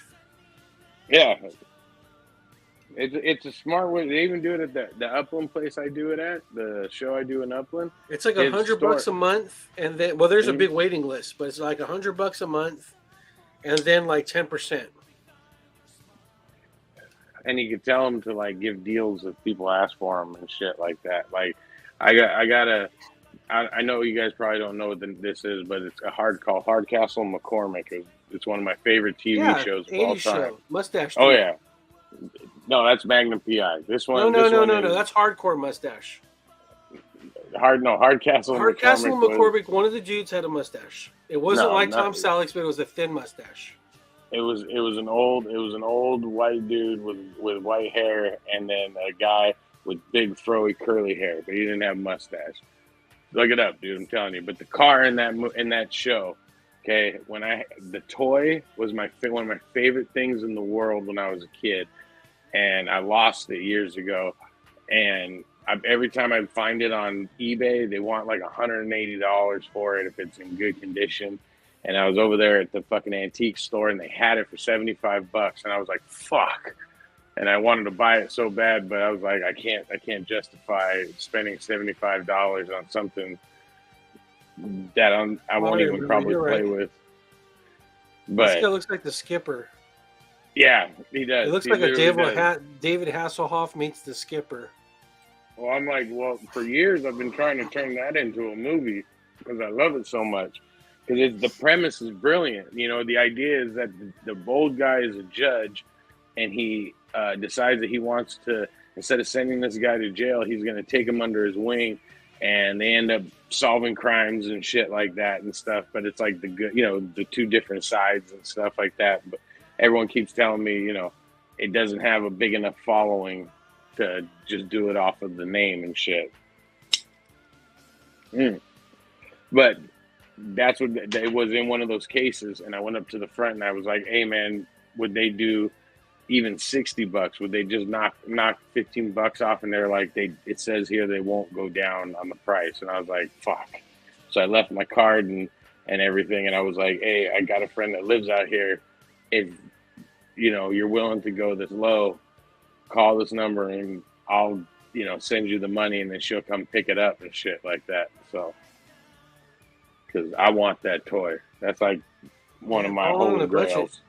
Well, you got just keep your eyes peeled for it. Like, balling on a budget, I've lived my life by that. Probably a long time. I try to, anytime I'm going to get anything, parts for my bike, windows for my, even the house that I'm working on, furniture, like comics, collectibles, G.I. Joes. I research and I find out how much this shit's really worth, which not like how much people are selling it for, right? But what's the average? The completed listings, what people are actually buying it for, and I get my idea about 40% lower than that. This is the amount that I want to pay for that, and I have a lot of things across a lot of different. Marketplace, OfferUp, eBay, Facebook groups. Those Facebook groups got shit that comes up, and I just wait. Like, until it's this price, I'm not gonna get it. I will look at this shit forever, but once it hits that price, then I'm in, man. Then I'll get it. That's how, I've been able to ball on the budget for house, bikes, toys, comics, collectibles, and shit. That's how I fucking keep on getting shit from Nando, because it's like, oh man, I just bought an X-Men #9 from him. The first X-Men versus Avengers for I think $195 or something like that. Because and I already have the book, but he put it up. I'm like, dude, that's the price.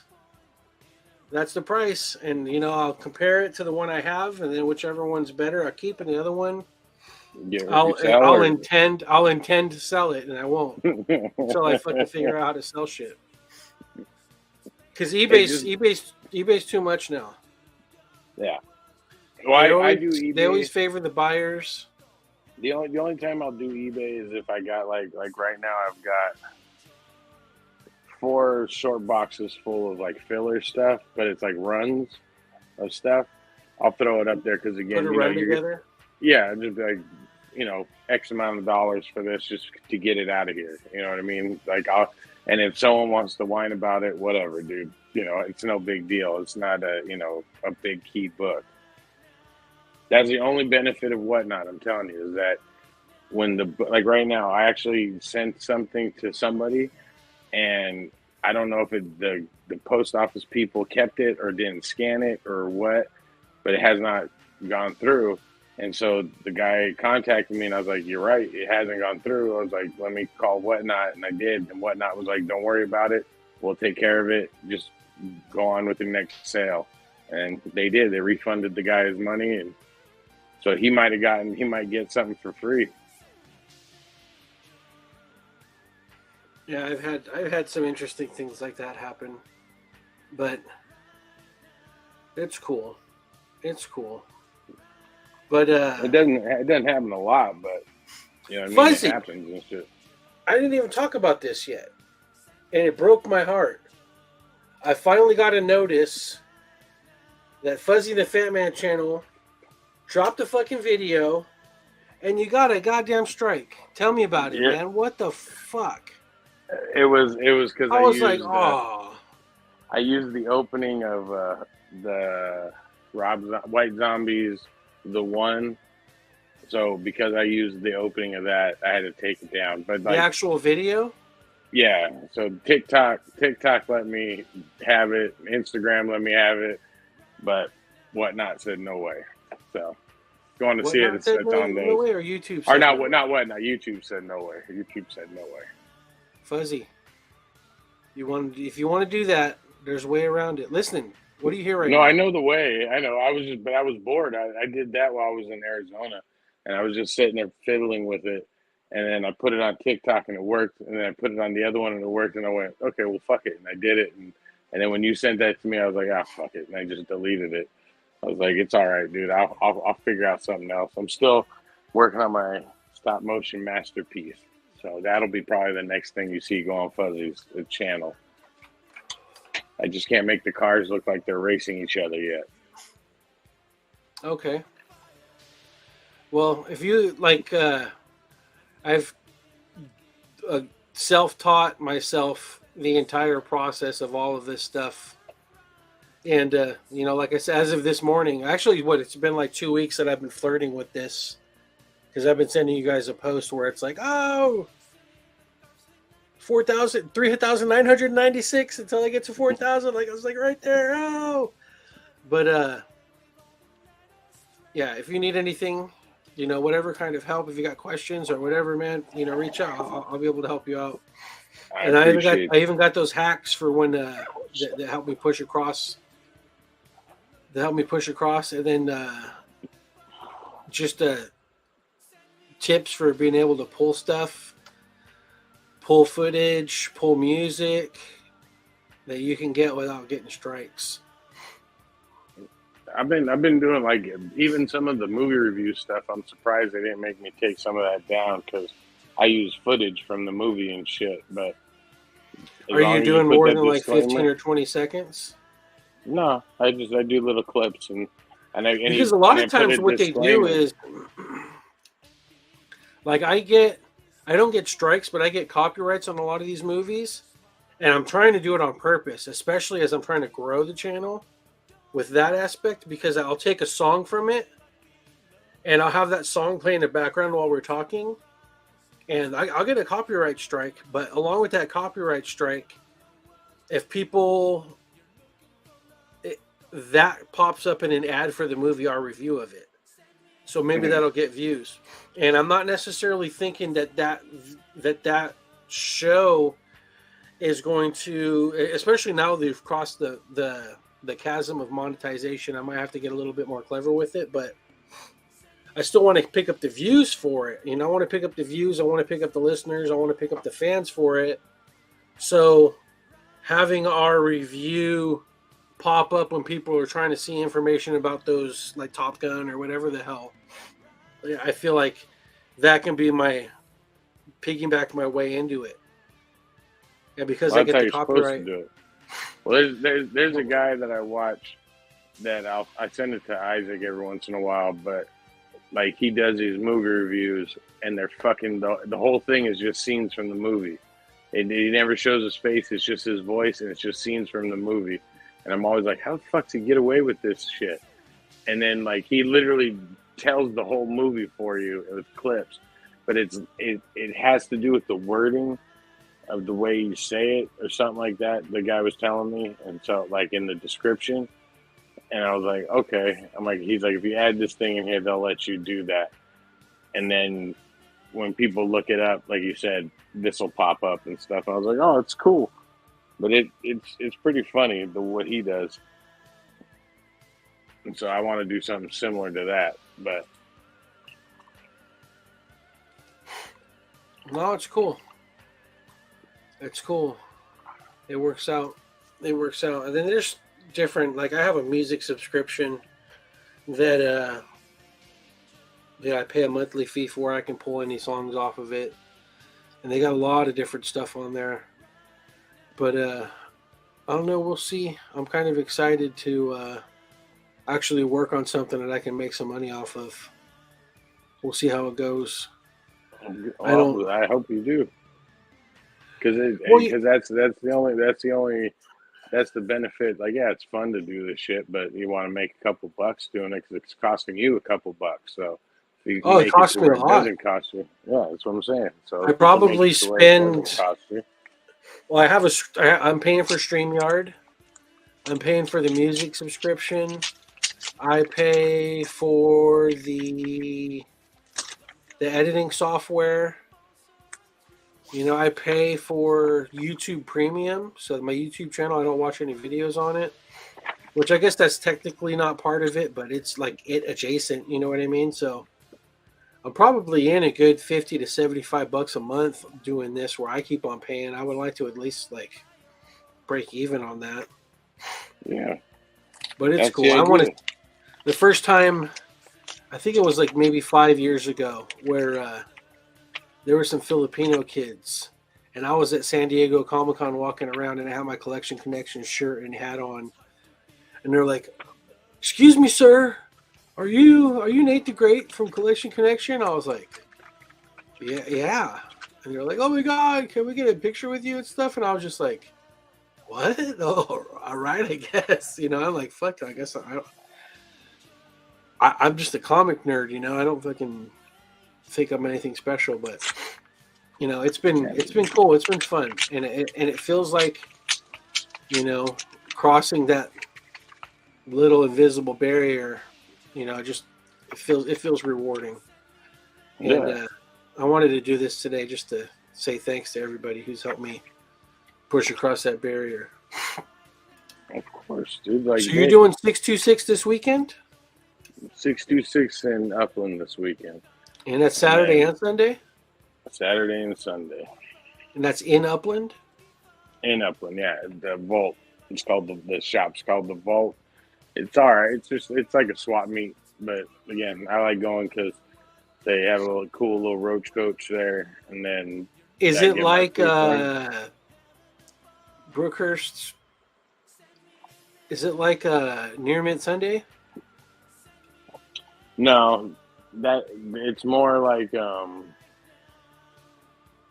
it's like an outdoor fair, or that kind of thing, because it's all outdoor in the parking lot. Like remember when Liz and them did that thing at Fats where everyone was outside? Yeah, in the parking lot. It's literally like that. So but what he does is, because we've been there for so long, he puts us right in the front. So it's me, Tom, Chauncey, and we take up like this huge island.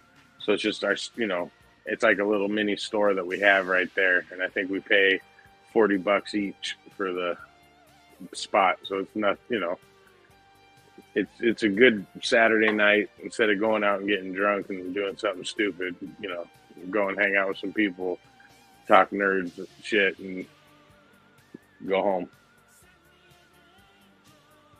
That's cool. And they always have some weird band playing. Like the one that killed me was on St. Patrick's Day. He had a mariachi band playing. I was like, "What the fuck is going on?" Man, I just spent 14 grand at the new house for new windows, and we got the double pane windows with the argon in between Smart. that are supposed to be weatherproof and soundproof, Yeah. just so that if people play that fucking mariachi music, I don't hear it in my house. I got a place to hide from it. And that and it'll save you on your fucking heating and shit. That my house, because I live in an association, you have to get these specific fucking windows, and they cost about that much, and they're garbage fucking like apartment windows and shit. And you're like, fuck, stupid. So I'm stuck with what I got. No, I want to think that we're the first people moving. I think that we're going to gentrify this neighborhood, man. Like we're going to have the sickest house on the block, and I'm already looking into getting an amazing stereo system, the kind of thing where I face the speakers outward, and it's like, oh, you're going to play mariachi? All right. Well, here comes fucking vulgar display of power in your fucking face. like every minute you play mariachi, you get 2 minutes of Pantera's Walk.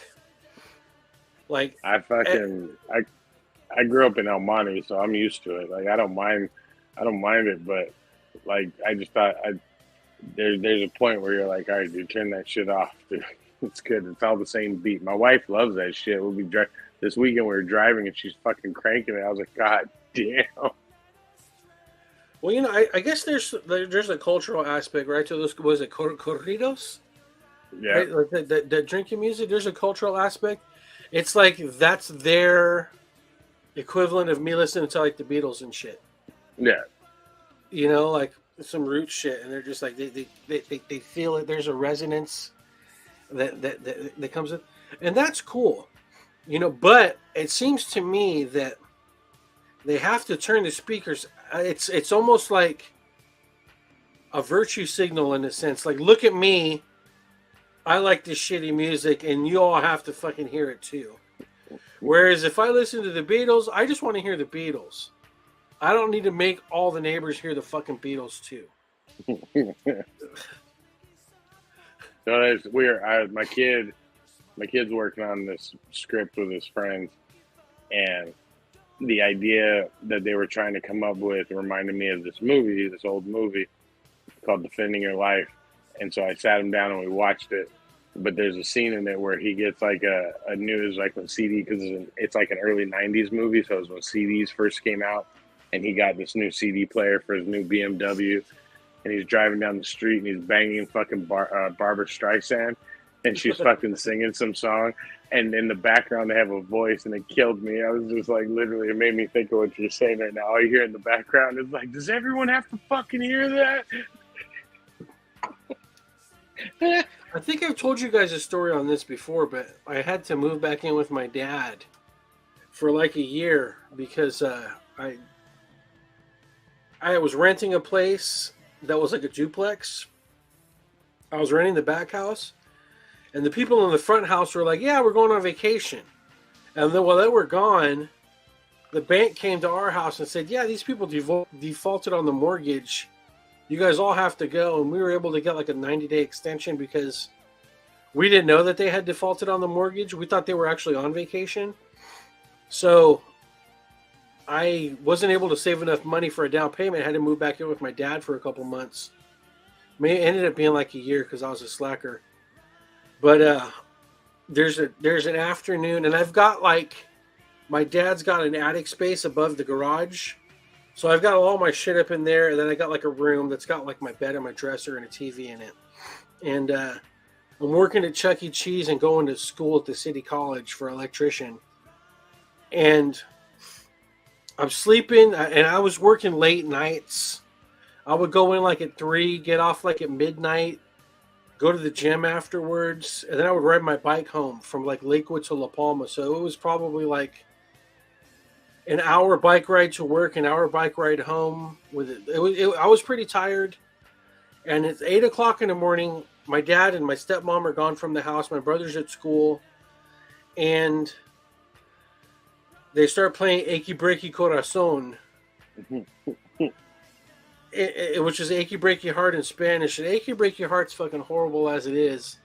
Right. And you put the cherry on top of it being in Spanish, and I fucking wake up to that song, and then it ends, and then "Mi pobre corazón," it comes back on again, and then it ends, and then it comes back on again, and then I realized that after like 5 times, they got "Achy Breaky Corazon" playing on repeat. And I'm like, fuck, man, I'm not going to ever get any rest. This is so bad. And the windows are thin, and this is brutal.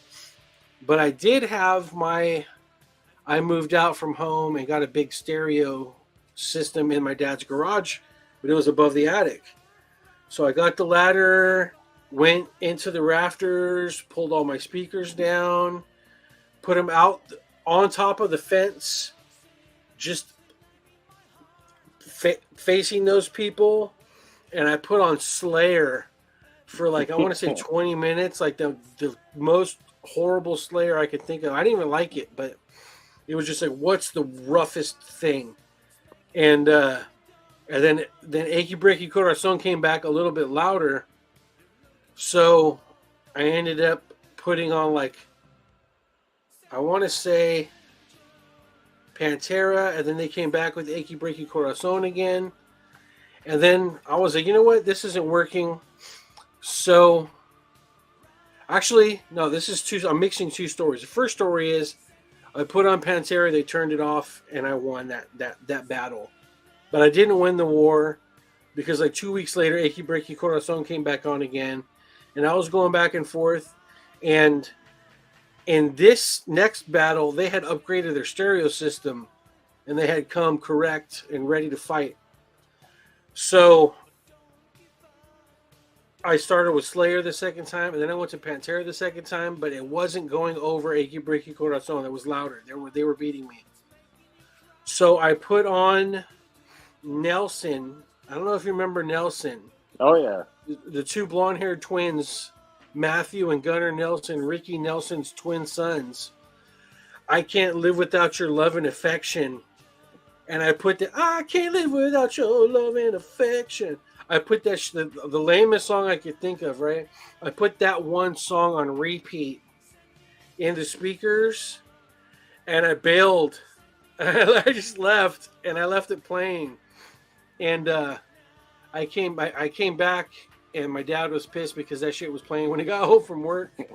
But I never heard "Achy Breaky Corazon" coming out of their house again. So that was a great victory for heavy metal and for the Nelson brothers. I actually one year worked it was the Ozfest of mariachi music. Like it was fucking all the big names. Elote Fest. It was, I don't know what it was called, dude, but I remember my friend hits me up. He goes, "Hey, we were working at Little Caesars at the time," and he's like, "Hey, dude, you want to work security at this mariachi show?" And I was like, "Oh, hell yeah, dude." Hey, it's all right, man. What's up, Nando? Sunshine, we were blowing up your butt, Nando. Yeah, you can watch it later. You'll hear all about it. And then, so we get there, and the guys are giving us the rundown of what we got to do, and I'm working the front. And in my head, I'm going like, this is a mariachi show. Like, how fucking bad? Like, you know, it's not a Slayer show. You know, again, I'm used to punk shows and Slayer shows, so I'm like, this ain't going to get fucking, that's going to be the easiest. You know, I think we got paid like $800 or something like that. I was like, oh, it's going to be fucking easy money. Like, hell yeah. So we go, and 20 minutes into the thing, fucking, the speakers are here. I'm at the front row, just standing there with my arms folded like this, and then they start coming at us, like, you know, coming closer and closer, and we're standing there like, Jesus Christ, and then they're pushing on us, dude, trying to get up on top, and I'm like, oh fuck, dude, this is getting crazy. And then we get to go on our, like, they would break us so that you could go to the side of the stage instead of the front so you can catch your breath.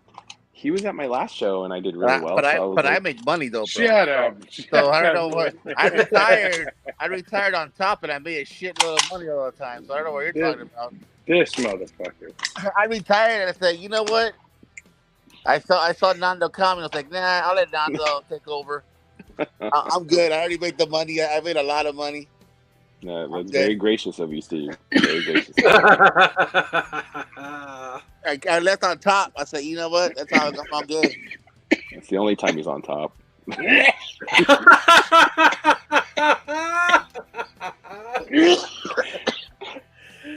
Damn, Nando got the fucking comeback. That gave me a lightheadedness right there. Don't do Just that. because it got you lightheaded because it gave you a visual you can't get out of your head now. I hate you. Oh, Nando got shit. jokes. Oh my goodness, it hurt. So All right, how's it look, going, Nando? When's the brick and mortar coming, dude?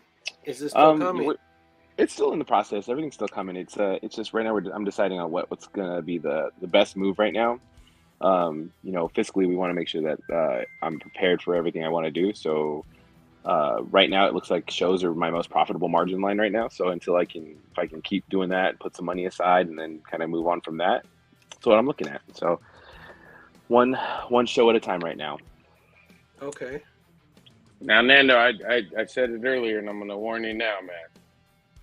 You haven't done a show with Flip Mode, so Flip Mode is gonna be there. They're Flip Mode. You know what they do. Yeah. That is where everyone stops. They spend a lot of money there, so just know everyone's gonna come to your booth and go, so I'm halfway broke because I just dropped 20 grand over there on that booth. So how about you give me that half off? So And then you just do the DX that suck it because he ain't gonna give you half off. I ain't Nick. I ain't give you Fuck half you. off. I get half off Sucker. because I love my people. Yeah. Yeah. You. Well, I mean, we're gonna. Bitch. I love their money. That's all. So give me that money, homie.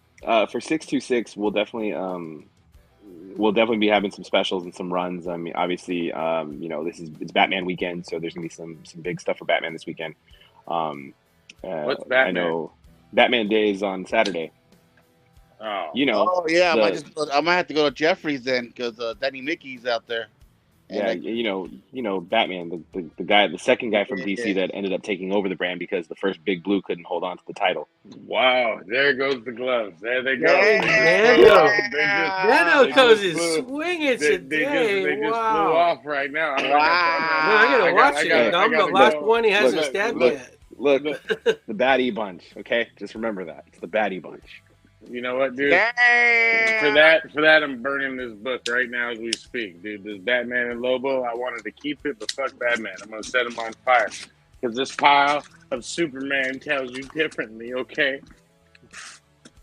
I'm like, what did I have a Superman book in here? Oh no, that's right, because this book actually had good books in it. Oh. Oh, damn. You know what, dude? You know what? Wow. It's all right. It's all right. When I wipe the booger, fuzzy. No, I don't want your fucking. I don't want that shit. Damn. I don't want your gang sign thrown at me, fool. You know what I'm saying, dude? I don't need that shit, dude. Get going. I tell you, the S is the best. Shit, I'm looking around for something good, but I don't have anything. I'm not gonna say I told you so, but go fuck yourself, buddy. I got this. It's right here where I can reach it. Let's see. oh wait, I do have this. This was right in my hand, real quick. I mean, I do have that. That new one Superman sucks. from Dark Crisis, but this is also in the dollar bin. So there you go. Yeah, no, I'll agree that goes there because I never said new shit was good. Wait, was this? No, that was this one. I think this was a. Oh yeah, this one. This Loading came in the frame. last. This came in my last buy I just caught right now. This was part of the thing. What is that? What is that? Autograph. Oh, Oh, that's dope. That's super cool. Yeah, it looks nice. I've had that for.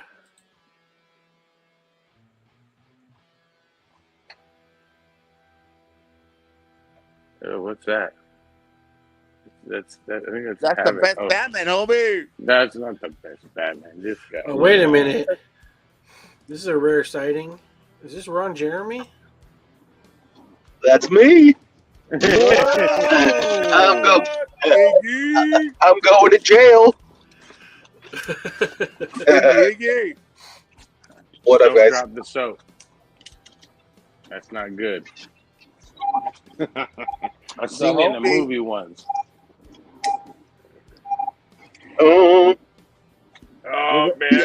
Are you ready for 60-60? getting there. I was building the wall frame today. Nice. So yeah. So by Nice. tomorrow I'll have it all fixed, and then start pricing. I know you guys were talking about how this guy's got like the background and stuff. I mean, this guy's coming out and he's coming in like harder and faster than I did at the beginning. Ooh. You said harder and faster. Well, remember, That's not- here's the. This is the biggest thing is that you have to, like, if let's say hypothetically I were to go there, and I would have a spot, I could come in harder and faster than anybody, but once I sell my fucking collection, what do? Like, you have to be able to buy low and sell high and maintain your profit lines, Yeah. and to be able to have to sustain it. So, I Yeah. think that Nando's done that long enough. And I haven't seen Iggy's spread yet, but I know he's been in this game for a minute, so I'm sure he's got some shit to sell. He's got some gems. I have some shit to sell. A lot. I just found all my amiibos. So The key Amiibo though for sell. you too, though, for Iggy, the key for Iggy though too that I've noticed is the willingness to sell though. That's the difference too. That's one of the biggest things. You can have the stuff, but if you're not willing to let it go and you're not willing to make some money and make some deals, then it's a hardship to let it go. But I think he's got the opportunity and the ability to do so.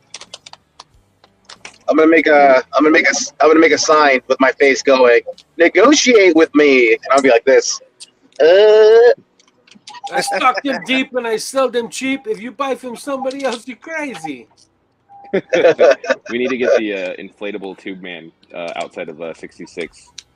My favorite That'd be cool. line I heard this past year in comics is that Flip Mode said it to me, and the guy I went to this week over in Arizona said it to me. This ain't a fucking museum, so take as much as you can. Yep. So he was like wheeling and dealing with me the whole time. I was like, I love you, man. I'll be back, dude. Yeah, you can't hold. I make a joke to Tom all the time. He's got that beautiful Iron Man book, and That he takes to every show. yeah, and it's worth what he's selling it for. You know what I mean? Like it's like one of the books he did not overprice. Like it is a $1,200 book all day, but no one's gonna pay $1,200 for it. Like that's what I'm always telling him. I'm like, dude, if someone offers you $1,000, take the grand, Take it. dude. Like you're not in it that much. Like why not? And so someone was offering him at the Long Beach for it, and he wouldn't sell it. And I just leaned over to him. I'm like, I'm gonna bury you with that fucking book. Like when you die, I'm just gonna put it in your fucking casket. What book is it? It's Iron Man. I don't remember. It's 183, one something. It's a big book. It's a key. But it's a 9.2. It's a CGC 9.2. So it's fucking hard to find it in a near mint. So everybody wants it. He always has good books, but he always sells them for way more than his prices are way too crazy. Yeah, they're high. They're not to sell. They're just like, his prices are too crazy. He doesn't stock them deep and sell them cheap. Nope. No, he does not. Nope. So that's my side of the booth is the one where I'm like, let's make a deal. Did you, Fuzzy? Did you sell your cards yet? Your graded ones? Most of them. I got. Yeah. I think I got like 3 or 4 left. But I sold That's a good. lot of them at Long Beach. In Long Beach, this one guy came and bought a shit ton of them. I was like, Ooh, damn. nice. Yeah, I was like, fuck. Like that's the thing that's been making me laugh is like I've been selling more toys and cards and all this other shit than comics. Like comics is kind of just fucking Yeah, it's mellowed just out. because Whatnot won't let you sell comics, dude. Yeah, no, I know. I don't know why. I'm gonna start showing my face on Whatnot, so that way people maybe that'll let them You should love me get more. a fucking mock-up of somebody else's face and have it on a stick. And have that shit be right there. I wanted a dude. puppet. But everyone talked me out of it. That's what I wanted. I wanted a puppet. That would be cool. That's what I Since thought, when dude. do you listen to everybody else? Because my wife part of my Oh, money. that's what you and listen to. so That's what you listen I'd to. have to Okay. buy. I'd have to build a What puppet. happened was, see, I got a checking account and a savings account, and I got put money from savings account in the checking account. I got to spend money. You should have heard the earful I got when I went to Arizona. So. Did you can use my dupe puppet if you want. Oh, there you go. That'd be dope. I'm trying. I got to come up with a new gimmick. That's all. That's. I'm trying to do. You the gotta old find an wrestling. Ultimate Warrior puppet or some shit. I almost found an Alf one. There's an Alf. Remember the old Alf fucking puppets that they would Oh, give yeah. at Burger King and shit. You gotta have an old, like, fucking C-rate wrestler, like Barry. Oh, you remember Barry O? I know you remember Barry O. Oh yeah. Or fucking Coco Beware. I was about to say Coco Beware. Yeah. That one shit. I want to get fucking Greg to just come on and host it. Like, here, sell some comics, fool. Big ass hand holding on to the little book. It's gonna look like a matchbook in his hand. We got this one with Superman. All right, well, we crossed the threshold, guys. 11:04. Thanks for coming out and celebrating with me the YouTube partnership. You know, Woo! 10 years in the running, 10 years in the making, and I couldn't do it without the support and the help and the love from everybody across here in the union and our other communities. And hey, Sanchez, when are we going to send Nando a union invite, dude? I'll do it. I'll do it at I'm not 626. I'm not an admin anymore. There you are. No, I'm not, dude. When I got hacked, I came back in. You didn't make me an admin again. Oh, I didn't know you got hacked. Wow, Yeah, I got so hacked. Havoc's been keeping you out of the union, dog. It's all No, No, I'm still in. I'm back in the I don't- union, but I'm not an admin anymore. Hey, Oh, Havoc was the one who hacked him. I didn't even know you got He hacked. said, I want all the power. I want all the power. Yeah, I got hacked like a year and a half ago. I didn't even know. Because I haven't changed anything. Everything's been the same. I rarely Yeah, even that's- touch the stuff Yeah. in there. Yeah, that's why it's been stale, because I was the one that was doing shit on there, and I can't fucking do it anymore. I think we added Iggy and Isaac to be admins, but then after that, like, I got hacked and I fucking didn't do anything anymore. It's all good. We'll cross that bridge. But hey, for real, dude, love you guys. I really appreciate your support. Thanks for helping me get over that hump. And I'm hoping I can put out some cool shit for everybody coming up really soon here, especially after I get moved. Getting moved is the biggest obstacle for me. So, you know, I just appreciate it. I can't say it enough. And whatever I can do to support you guys in your endeavors as well, you know, I'm there to do it. I think I've done it before. So, you know, thanks a lot, guys. And hopefully we're back this next Monday. We're going to try to get together over at Cinemark Cinemark movie theater over by the Honda Center to go watch an Indian movie. No, I want to take Josh to go see Barbie. That's what I want to do. I want to take Josh. I want to sit next to Josh and watch Barbie. That's what I want to do. I want to film that shit. And we'll just watch him roll his eyes like 20 times. Like, oh, God. I can just see Josh now going like, no. We start just here all the way up the arm. All right, guys. All the Thank way. you so much. Iggy, thanks for coming. Nando, You? good to see you guys. Love, Love, peace, and peace. Afro grease. Or chicken grease, shit. Hey, wait. Did you guys talk about Frankie Comics? No, I just was reading about that actually What today. happened? What is that? Well, they're on Whatnot, and they've been fucking up a couple orders. They fucked up my friend's order that was $450. They're not handling their customer care anymore. Like they're just running everybody around. And it turns out they were bankrupt since January. Yeah, they applied for bankruptcy, and they even had variants that people pre-ordered that didn't get them because fucking they filed for bankruptcy. So that went into their thing. So people were they thought they were going to close down, and now they got a booth at New York Comic Con. So Yeah, and they've been and then they said we're going to start by going from the last name of people's orders, and then if we don't have that comic signed and graded anymore, you're going to get something like it, like a substitute. But they're selling still and whatnot, so everyone's saying like you're selling people's orders and whatnot, and you're not supposed to be doing that because you're under bankruptcy. You're not supposed to be making money. You're supposed to be giving that money to whatever the government. And That's why I still buy from you guys. Yeah. No, it's still every year. There's always at least one good comic shop story. So and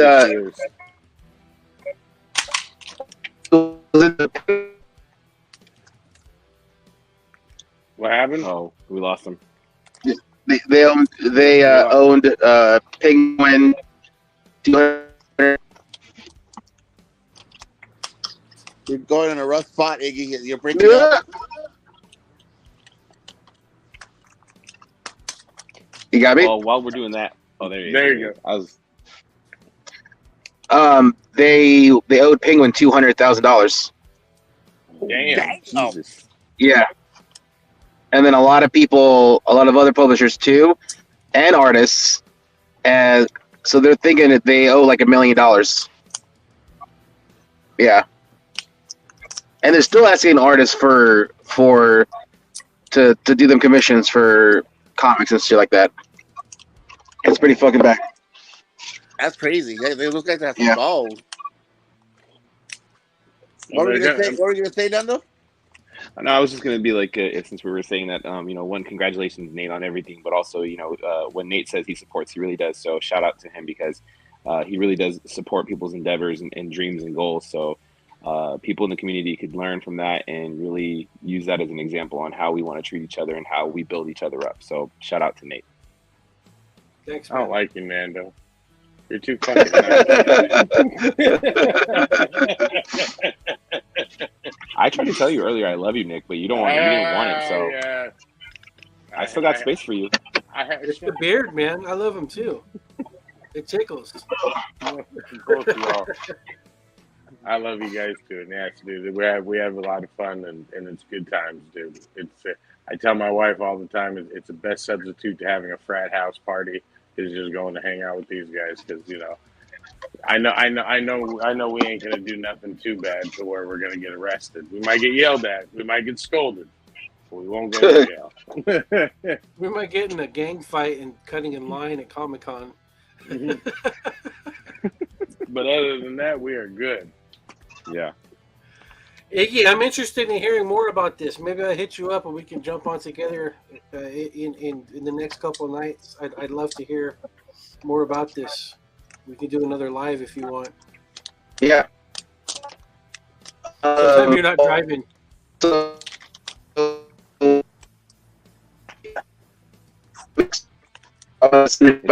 go to. Just got a bunch of everybody say your prayers for Iggy. He's being attacked by robots. No, Iggy's with Jose's right now. He's got Jose's internet. He's got Jose's internet right now. Shout out, Jose. He's using Latino community internet. That's right. All right. Well, I'm I'll gonna see all you guys on Sunday. Yes, dude. We'll see you guys there. Sunday. Yes, sir. Sunday.